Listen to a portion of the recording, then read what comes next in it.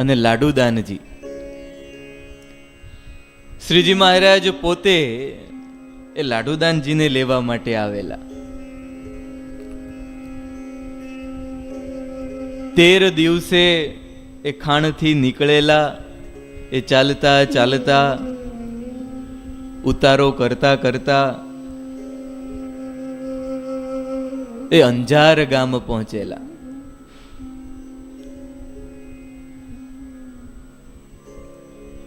માળિયાના ઠાકોરે સ્પેશિયલ એક ઊંટ સવાર મોકલેલો કે રણમાં એ પાણી ખૂબ ભરેલા હોય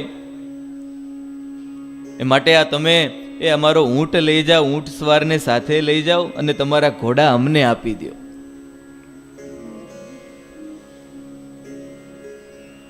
આ બાજુ અંજાર પહોંચ્યા. હવે માળિયાના ઠાકોરે એ પોતાના માણસ ઊંટ સવારને કહી રાખેલું કે અંજારથી એ વાહનની વ્યવસ્થા કરી ભુજ રવાના કરી અને પછી જ તમે પાછા આવજો. અંજારમાં ઊંટ સવાર એ લાડુદાનજી અને ભૂદેવ માટે એ વાહનો શોધવા માટે ગયેલા. પણ આ બાજુ શિરોહીથી એ સમાચાર પહોંચી ગયેલા અહીંયા ભુજમાં કે અમારા રાજકવિના પુત્ર લાડુદાનજી આવે છે અને એમને લખપતની પિંગળ વ્રજ ભાષા પાઠશાળામાં એ ભણવા મોકલવાના છે. એ શેઠ પણ સામે માળિયા જતા હતા, પણ ત્યાં સામે ઊંટ દેખાયો એટલે શેઠને થયું કે આ જરૂર માળિયાથી જ આવેલા હોવા જોઈએ. પૂછ્યું કે કોઈ એ મારવાડ દેશથી એ કોઈ રાજવી મહેમાન આવ્યા છે? હા, એ હું જ એમને અહીંયા લઈને આવ્યો છું. અત્યારે ને અત્યારે અમને મળાવો એમને. જ્યાં ઉતારો હતો બ્રાહ્મણને ત્યાં એ ઉતારે ગયા, ખબર અંતર પૂછ્યા. શેઠે લાડુદાનજીને ભેટીને કહ્યું કે લાડુદાનજી, એ ભુજ નરેશ એ રા બાવા પર એ શિરોહી રાજ્યનો સંદેશો આવેલો, માટે અમે રા બાવાની આજ્ઞાથી એ આપને એ કચ્છી રાજવી અને કચ્છી વાસીઓ વતી એ આવકારું છું. અને સાથોસાથ એ લાડુદાનજી આપશ્રીને હું ભુજ લઈ જવા માટે આવ્યો છું. બાજુમાં ભૂદેવ ઉભેલા મહારાજ. ભૂદેવ કહે, અરે નગર શેઠ, એ આપે તો મારો એ બોજ એ હળવો કરી દીધો, મારો એ બોજ ઉતારી દીધો. એ ઘણી લાંબી મુસાફરી ખેડીને અમે અહીંયા સુધી પહોંચેલા અને ઉપરથી ભુજ નરેશ વતી આપ એ કવિ કુમારને એ લાડુદાનજીને લેવા માટે આવ્યા છો. એ માટે હવે તો મારું કાર્ય એ પૂરું થઈ ગયું. એ અમે તો પાઠશાળા સુધી એમના પિતા શંભુદાનજીને વચન આપેલું, પણ તમે આવી ગયા ને એટલે અમારું કાર્ય પૂરું. હવે એક દિવસ આરામ કરી અને પછી અમે અહીંયાથી એ અમારા યજમાનોને ત્યાં નીકળી જશું. નગર શેઠ કહે, ભૂદેવ, એ અહીંયા ઉતારાની વ્યવસ્થા એ રાજ્ય દ્વારા કરેલી છે, તો એક દિવસ આપ ત્યાં પધારો ને ત્યાં આરામ કરો. ભૂદેવ કહે, અરે ના શેઠ, એ અમને તો એ બ્રાહ્મણ હોય ને, સાચા ભાવવાળા હોય ને, એ ત્યાં જ વધારે રહેવું ગમે, ત્યાં જ વધારે અનુકૂળ છે. એ આપના ઉતારે પધારો અને કાલે સવારે એ ફરી પાછા અહીં આવી અને આપના મહેમાના કવિ પુત્રને એ ખુશીથી તેડી જજો. 13મી રાત્રિનો મુકામ અંજાર કરી 14મા દિવસના પ્રાતઃ કાળે એ નગર શેઠ ફરીથી ઉતારે આવ્યા. લાડુદાનજીને લેવા માટે આવ્યા. આ બાજુ ભૂદેવ એ લાડુદાનજીને કહે, કવિ કુમાર, એ હવે તો એ તમારે રાજી થઈ અને મને રજા આપવાની છે. આ 13 દિવસ સુધી તમને ત્યાંથી અહીંયા સુધી લઈને આવ્યા અને જો આ નગર શેઠ એ રા બાવાના ખાસ માનીતા છે, ખૂબ ધર્મપરાયણ છે, પવિત્ર વ્યક્તિ છે, માટે હવે એ મારે ભુજ સુધી ધક્કો ખાવાની જરૂર નથી. નો ઘણા એ છાત્રાલયમાં વિદ્યાર્થીઓને મૂકવા આવતા હોય તો બીજાની ભલામણથી મૂકી જાય કે આમની ત્યાં સારી એવી ઓળખાણ છે, એ કઈ તકલીફ પડે તો આ ભગત એ ત્યાં ગુરુકુલમાં જ હોય છે, એ તારે તરત જ એનો કોન્ટેક્ટ કરવાનો. મહારાજ કે જો આ નગર શેઠ એ રા બાવાના ખૂબ માનીતા છે, સારા છે, માટે હવે હું ભુજ સુધી ધક્કો નહીં ખાઈશ, અહીંયાથી મહારાજ યજમાનોના ગામડે જતો રહીશ. લાડુદાનજીએ ભૂદેવને પ્રણામ કર્યા. એ ખૂબ આભાર વશ બની એ માળિયાના ઠાકોરે 151 સોના મોરો આપેલી. કારણ કે ત્યાં હજુ તો ભણવા નહોતા ગયેલા, ભણવા જતા હતા ને રસ્તામાં માળિયા આવેલું તો ત્યાંના એ રાજકવિને જીતી લીધેલા. હજુ તો ભણવા નહોતા ગયા ત્યાં 151 સોના મોહરો આપેલી, તો એમાંથી 51 સોના મોહર આ ભૂદેવ મહારાજને આપી. લાડુદાનજી એ ભુજના ભોમિયા ભૂદેવને ભેટી પડ્યા. ફક્ત 14 દિવસના સહવાસે એ પોતાના કોઈ અતિ નજીકના સગા વિખૂટા પડ્યા હોય ને એવું લાડુદાનજીને લાગ્યું. આંખમાંથી એ આંસુ વહેવા લાગ્યા.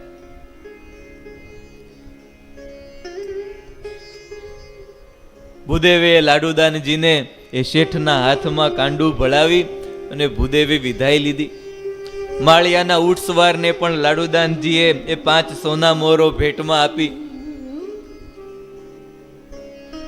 અને વળી કહ્યું કે જાઓ તમારા માળિયાના ઠાકોરને કહેજો કે અમે એ સુખરૂપ અહીંયા ભુજ સુધી પહોંચી ગયા છે. ઉઠસવારને માળિયા તરફ રવાના કર્યા અને લાડુદાનજી એ શેઠની સાથે એ અંજારના એ ઐતિહાસિક સ્થળોની મુલાકાતો લીધી. બંને જણા ઘોડા પર સ્વારી કરી એ લાડુદાનજીએ નગર શેઠની સાથે એ ભુજ નગર તરફ પ્રયાણ કર્યું. વળી રસ્તામાં દેખાતા એ ભુજિયા પર્વત વિશે પણ એ કચ્છી રાજવી એ વાસુકી નાગ ભુજંગ નાગ બાબતે લાડુદાનજી સાથે આ બંને જણા વાતો કરતા જાય અને પંથ કાપતા જાય. પ્રવાસના 16મા દિવસે પ્રભાતના બીજા પ્રહરે ભુજ નગરમાં એ અંજારના દરવાજાથી પ્રવેશ્યા. અતિથિ ભુવને પહોંચી યોગ્ય વ્યવસ્થા ગોઠવી લાડુદાનજીને કહ્યું કે હું એ રા બાવાને એ ખબર આપવા જાઉં છું અને રાત્રે વળી પાછો તમને આવીને મળીશ. આ બાજુ લાડુદાનજી પણ 16 દિવસના પ્રવાસનો થાક ઉતારવા સ્નાન કરી બપોરનું ભોજન આરોગી લાંબો પ્રવાસ કર્યો હોય આરામમાં. એ આજની જેમ તો એ મોટી મોટી ગાડીઓ નહોતી કે એમાં એ સૂતા સૂતા જઈ શકે. એ કદાચ ગાડું હોય તોય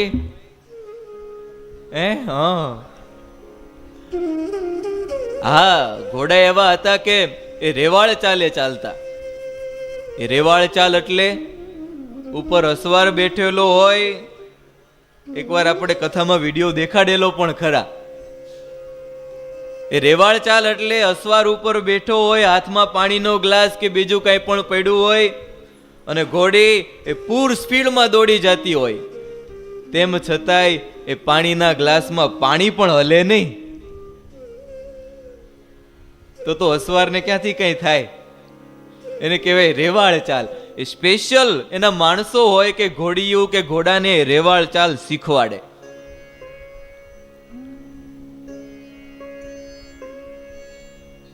લાડુદાનજી ખૂબ થાકી ગયેલા. એ બપોરનું ભોજન આરોગી આરામ કર્યો. એ ભુજના રા બાવાના હુકમથી પાઠશાળામાં એ લાડુદાનજી માટે બધી વ્યવસ્થાઓ કરી. આ રા બાવાએ પણ એ લાડુદાનજીનું સ્વાગત કર્યું અને લાડુદાનજી એ ભુજની લખપત એ વ્રજ ભાષા પાઠશાળામાં અભ્યાસ કરવા માટે ગયા. અભયદાનજી ત્યાંની પાઠશાળાના પ્રધાન આચાર્ય હતા. વળી પાછા ભુજના રાજકવિ પણ હતા. લાડુદાનજીએ ખૂબ સારી રીતે અભ્યાસ કર્યો અને અભ્યાસ કરતા એ દરમિયાન દર વર્ષે એ વર્ષમાં 2 વાર એક વૃદ્ધ એ મારવાડી શેઠ આવે, લાડુદાનજીને મળે, લાડુદાનજીને કહે કે હું સિરોહીથી આવું છું, અને પોતાની સાથે એ 100-200 રૂપિયા પણ લેતા આવે. હવે રાજકવિ હોય એટલે એ 100-200 રૂપિયા તો એટલા તો જોઈએ ને વાપરવા.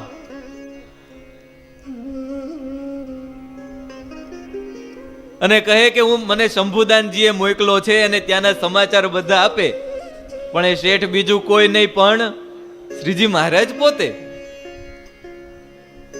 અને વળી પાછા લાડુદાનજીને પણ કહે કે તમારે કઈ સમાચાર પહોંચાડવા હોય તો પણ કહેજો, એ હું ત્યાં શિરોહી પહોંચાડી દઈશ. વળી પાછી એ મહારાજ આ લાડુદાનજીને ભલામણ પણ કરે કે જોજો એ વ્યવસ્થિત અભ્યાસ પૂર્ણ કરજો, જે કઈ પણ આ અધ્યાપક ભણાવે એ બધું જ ભણજો. લાડુદાનજી એ લખપત પાઠશાળામાં 10 વર્ષ ભણ્યા અને 10 વર્ષમાં એ 15 વખત આ મારવાડી શેઠ આવી અને રૂપિયા આપી જાય.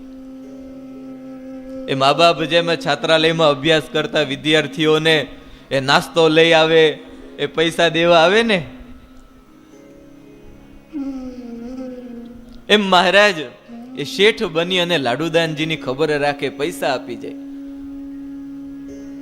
લાડુદાનજીએ પાઠશાળામાં 10 વર્ષ અભ્યાસ કર્યો અને 10 વર્ષના અભ્યાસમાં એ વિવિધ શાસ્ત્રો જેમ કે પિંગળ શાસ્ત્ર જે ચારણી સાહિત્ય કહેવાય, યોગ શાસ્ત્ર, જ્યોતિષ શાસ્ત્ર, શુકન શાસ્ત્ર, સામુદ્રિક શાસ્ત્ર, કામ શાસ્ત્ર, માનસ શાસ્ત્ર, તર્ક શાસ્ત્ર, સંગીત શાસ્ત્ર, ખગોળ શાસ્ત્ર, શાલિહોત્ર કહેતા કે અશ્વશાસ્ત્ર, ભૂસ્તર શાસ્ત્ર, શિલ્પ અને સ્થાપત્ય શાસ્ત્ર અને આરોગ્ય શાસ્ત્ર, આ બધા જ શાસ્ત્રો એ લાડુદાનજીએ 10 વર્ષમાં પૂર્ણ કરેલા. એમાં પ્રથમ વર્ષે એ પિંગળ શાસ્ત્રની પ્રથમ ચોપડી કે જેનું નામ અનેકાર્થ નામમાળા કહેવાય. સમગ્ર ગ્રંથનો અભ્યાસ તો અઘરો છે, પણ સૌથી પહેલું આ અનેકાર્થ નામમાળા એ પહેલો શાસ્ત્ર જ ખૂબ અઘરો છે. તીવ્ર યાદશક્તિ અને પુરુષાર્થ વિના આ ગ્રંથ કોઈ ભણી શકે નહીં, કારણ કે આ ગ્રંથને પેલા કંઠસ્થ જ કરવો પડે, હૃદયે રાખવો પડે. અનેકાર્થ નામમાળા એટલે કે એક નામના અનેક નામો અને વળી પાછા એક શબ્દના અનેક અર્થ, એ બધું યાદ રાખવાનું. અને બધી જ જગ્યાએ કઈ આખે આખો ગ્રંથ લઈને જઈએ, કોઈ કાવ્ય બોલે કઈ બોલે એટલે ગ્રંથ ફંફોળવા બેસીએ, તો એમ ક્યાંથી પૂરું થાય? એ તો પેલા જેવું થયું કે ભાઈ ઓપરેશન કરવું છે, ઉભો રહે હું ચોપડી વાંચી લઉં, અને પછી એ કાતર ક્યાંથી માંડવાની બધું જોવે, એમ કઈ થાય પૂરું? તો બધું હૃદયસ્થ હોવું જોઈએ. બધો આખે આખો ગ્રંથ કંઠસ્થ કરવો પડે. અને આપણા બ્રહ્માનંદ સ્વામી એ લાડુદાનજી એ શું શું ભણ્યા એમાં આપણે જરાક ડોક્યું કરીએ. અનેકાર્થ નામમાળા, પહેલો જ શબ્દ જેમ કે સિંહના કેટલા નામો આપણને યાદ હોય, વધીને 1 કે 2, અને એ પાછા એક ગુજરાતીમાં હોય, એક હિન્દીમાં, અને વળી એક ઇંગ્લિશમાં બોલી જઈએ આપણે.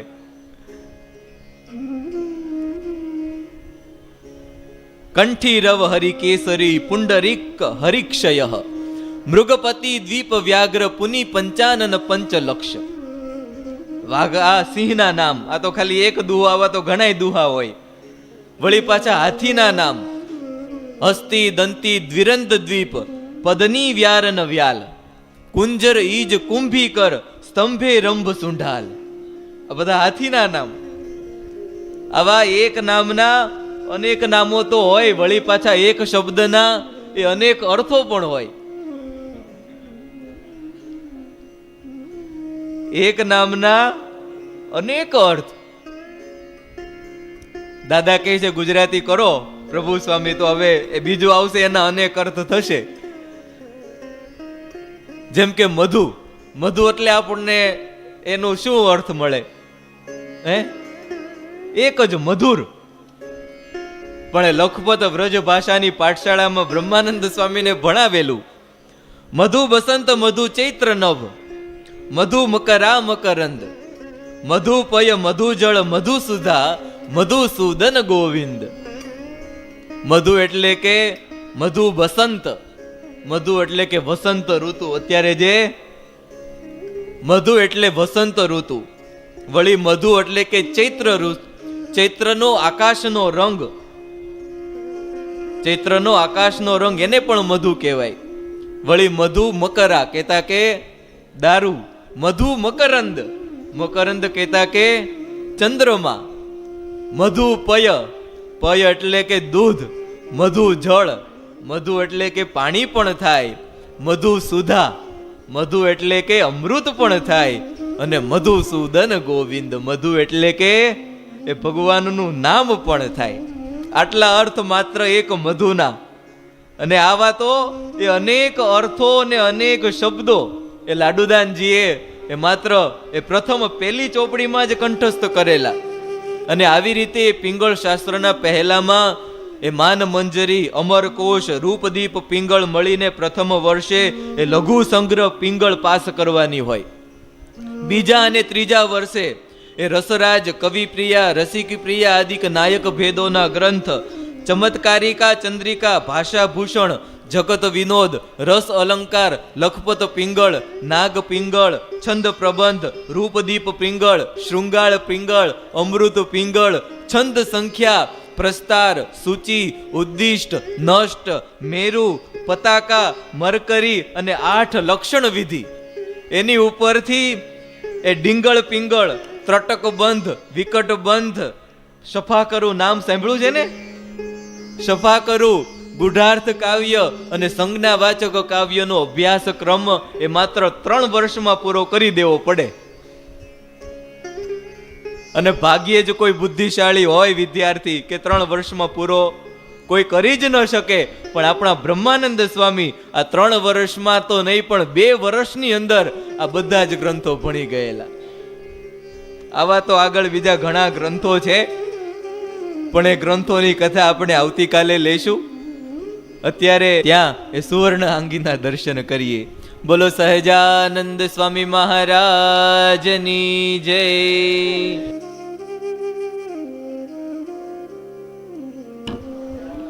બર્થડે વાળા હોય તો એ જય આવી જય સ્વામિનારાયણ.